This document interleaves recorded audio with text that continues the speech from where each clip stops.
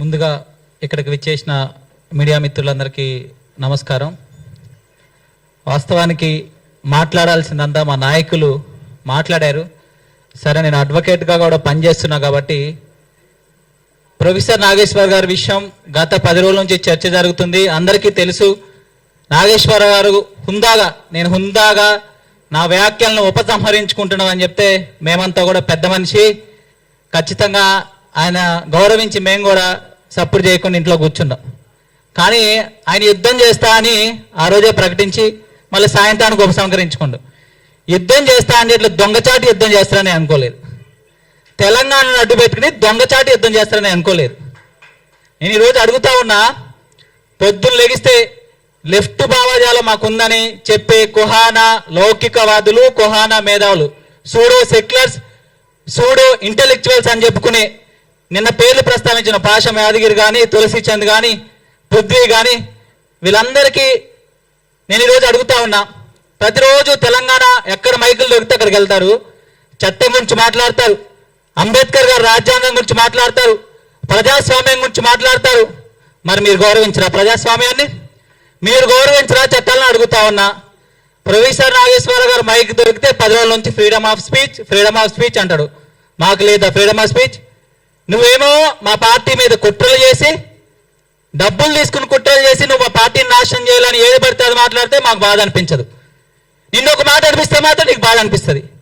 నీకేమో freedom of speech ఉంది, నీకొక్కడికే రాజ్యాంగం 1901A ఫ్రీడమ్ ఆఫ్ స్పీచ్ హక్కులు కల్పించింది, మాకు కల్పించలేదని అడుగుతా ఉన్నా. ఈ రోజున ఏదైతే ఆయన ఫ్రీడమ్ ఆఫ్ స్పీచ్ చెప్తా ఉంది కదా, ఆర్టికల్ 1901A ప్రకారం మనకి రాజ్యాంగం మాట్లాడే హక్కులు ఇచ్చింది. 1902 ప్రకారం కొన్ని హద్దులు కూడా పెట్టింది కదా. నేను ఏదైనా మాట్లాడుతూ అంటుంది కదా, కొన్ని హద్దులు పెట్టింది. మొరాలిటీ ఉంటుంది, డీసెన్సీ ఉంటుంది, పరువు నష్టం ఉంటుంది, కంటెంప్ట్ ఆఫ్ కోర్ట్ ఉంటుంది. సరే, నీకు రాజ్యాంగం మాట్లాడే హక్కు ఇచ్చింది కదా, జడ్జిలు స్పీచ్ల విషయంలో కూడా మాట్లాడదాం. వాటి విషయంలో కూడా అడుగుతా ఉన్నాం.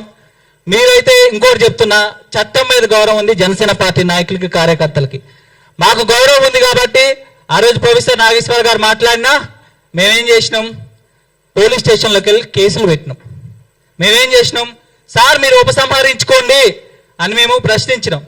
మీరేం చేశారు, పవన్ కళ్యాణ్ గారిని డిరాగేటరీ కామెంట్ చేసుకుంటూ, వ్యక్తిగతంగా కామెంట్లు చేసుకుంటూ, ఈరోజు మీరు తొక్కుతా పండబెడతా తెలంగాణలో జరగనివ్వరు, తెలంగాణ రాజ్యాంగం కింద రాదా? మీరు రేవంత్ రెడ్డికి సపోర్ట్ చేశారు కదా. రేవంత్ రెడ్డి ఏ పార్టీలో ఉన్నాడు? కాంగ్రెస్ పార్టీలో ఉన్నాడు. రాహుల్ గాంధీని ఎందుకు తెలంగాణ రానిచ్చారు? సోనియా గాంధీని ఎందుకు తెలంగాణ రానిచ్చారు? రేవంత్ రెడ్డి గద్దెనెక్కిచ్చారు. రేవంత్ రెడ్డి ఈరోజు వైఫల్యాలు జరుగుతున్నాయి. కళ్యాణ లక్ష్మి ఎవడు, రైతు బంధు ఎవడు, విద్యార్థుల పరిస్థితి ఎలా, నిరుద్యోగుల పరిస్థితి ఎలా? మరి ప్రశ్నించరండి. మీకు ఫస్ట్ దమ్ముంటే మేము రేవంత్ రెడ్డిని గద్దెనెక్కించి తప్పు చేసిన మేము క్షమాపణ కోరుతున్నాం. తెలంగాణ ప్రజలు మీ క్షమాపణ చెప్పాలి.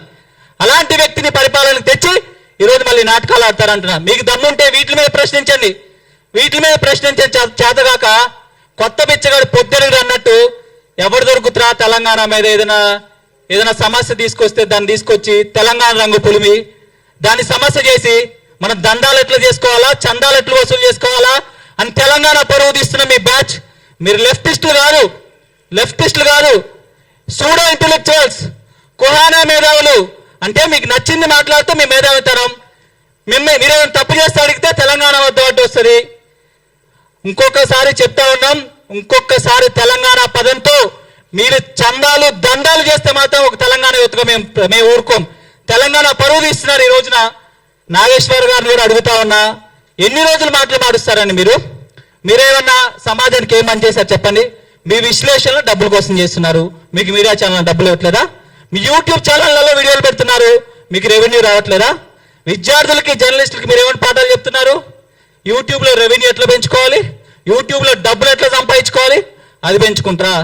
పవన్ కళ్యాణ్ గారు మన ఒక స్టేట్మెంట్ ఇచ్చారు, చాలా గొప్పగా. పాత తరం స్వాతంత్ర నాయకులు చెప్పినట్టు, ఉద్యమ నాయకులు, నేను పార్టీ సీఎం అవటానికి పెట్టలేదు, ప్రజలకు సేవ చేయడానికి పెట్టాడు. అంటే అర్థమేంటి? ప్రజలకు సేవ చేస్తే సీఎం నాకు వాళ్ళే ఇస్తారు, నా ప్రియారిటీ ప్రజలకు సేవ చేయటం, సీఎం అవటం కాదని చెప్పిండు. ఏనేమంటాడు? సీఎం అవటానికి పార్టీ పెట్టకపోతే ఎందుకు పెట్టినావయ్యా? మఠం అనేది, సత్రం అనేది అడుగుతారు. నువ్వు మేధావి అని అడుగుతున్నా, నేను నీకు ఎథికల్ వాల్యూస్ ఉన్నాయని అడుగుతున్నా. అలాంటి గొప్ప వ్యక్తి చెప్పినప్పుడు చాలా గొప్ప శభాష్ అని చెప్తారా? నువ్వు పార్టీ సీఎం అవటాన్ని పెట్టకపోతే మూసేయమని చెప్తారా? అది నీ మేధావితనం నాగేశ్వర్ అని చెప్తా ఉన్నా. ఇక పృథ్వీ గారు లేకపోతే తులసి చంద్ గారు వీళ్ళ గురించి మాట్లాడాల్సిన అవసరంలా, వాళ్ళే చెప్పుకున్నారు మేము లెఫ్టిస్టులు. లెఫ్టిజం కానీ వాళ్ళు కొంచెం డిఫైన్ చేయాలి. కొంచెం నాకు తెలీదు వాళ్ళు ఏ విధంగా లెఫ్టిస్టులు అయ్యారు. సరే అది వేరే సబ్జెక్టు. నేను వాళ్ళని అడుగుతా ఉన్నా, అంటే పవన్ కళ్యాణ్ గారు హిందూ ధర్మం మీద, సనాతన ధర్మం మీద, జాతీయవాదం మీద మాట్లాడుతున్నారనే ఒక కక్షతోనే వీళ్ళంతా నిన్న పవన్ కళ్యాణ్ మీద ప్రెస్ మీట్ పెట్టారు తప్ప, లేకపోతే రౌండ్ టేబుల్ సమావేశం పెట్టారు తప్ప ఇంకొకటి ఏదీ లేదు. ఒకరు గుర్తుంచుకోండి, ఇన్ని రోజులు మీ ఆటలు నచ్చుంటుంది తెలంగాణలో, కానీ మా దగ్గర మీ ఆటలు నడవు. మేము తెలంగాణ బిడ్డలే. నేను అదే ఉస్మానియా యూనివర్సిటీలో చదువుకున్నా. అదే యూనివర్సిటీలో ఎవరైతే professor mass communication journalism professor అదే మాస్ కమ్యూనికేషన్ జర్నలిజంలో నేను స్టూడెంట్గా చదువుకున్నా. మీరు చెప్పింది అనడానికి ఇంకోటి ఏంటంటే, తెలంగాణ ప్రజలను మీ పేటెంట్ రైట్స్ ఇచ్చారా? మీరు తెలంగాణ గురించి ఏదైనా మాట్లాడొచ్చని మీకెవరు రైట్స్ ఇచ్చింది తెలంగాణ గురించి మాట్లాడటానికి? మీరెవరు తెలంగాణ గురించి మాట్లాడటం? నేను తెలంగాణ మాట్లాడటానికి. మీకు దమ్ముంటే చర్చకు రండి. మీ మేధావితనం చందాలకు దందాలు ఉపయోగించుకోండి. కానీ మా నాయకుడు పవన్ కళ్యాణ్ గారి మీద, ప్రజల కోసం సేవ చేయడానికి వచ్చిన పవన్ కళ్యాణ్ గారి మీద, మాలాంటి నాకు ఎమ్మెల్యే సీట్ ఇచ్చింది పవన్ కళ్యాణ్ గారు, ఒక తెలంగాణ ఏదైతే విద్యార్థి నాయకుడు నాకు. మా అన్న సంపదకు సీట్ ఇచ్చింది, ఎమ్మెల్యే సీటు. ఇప్పి సీట్లు నువ్వు సపోర్ట్ చేస్తున్న ఇప్పి, విద్యార్థి నాయకులకి ఇప్పి, బీసీలకు ఇప్పి, ఎస్సీ ఎస్టీలకి రాజకీయ పదవులు ఇప్పి, ఒక మూడో ప్రత్యామ్నాయం తెలుగు రాష్ట్రాలు వచ్చింది ఒక పవన్ కళ్యాణ్ గారి. బీసీ ఎస్టీ మైనార్టీల కోసం కొట్లాడి రాజ్యాధికారంగా తీసుకెళ్తున్న ఒక పవన్ కళ్యాణ్ గారు తెలుగు రాష్ట్రాలు. అలాంటి వ్యక్తి మీద కుట్రలు చేస్తే తెలుగు రాష్ట్రాల్లో ఎవరిని ఉపేక్షించలేదు. ఎవరైనా మాకు ఒకటే సమానం. ఈ సందర్భంగా తెలియజేస్తూ ఇంకొకసారి అలా కుట్రలు చేస్తే జనసేన పార్టీ, తెలంగాణ జనసేన పార్టీ సాధించదని తెలియజేసుకుంటూ మరొకసారి మీడియా మిత్రులకు ధన్యవాదాలు తెలియజేస్తున్నాను. Thank you. పార్టీ నాయకులు గోదావరికని బిడ్డ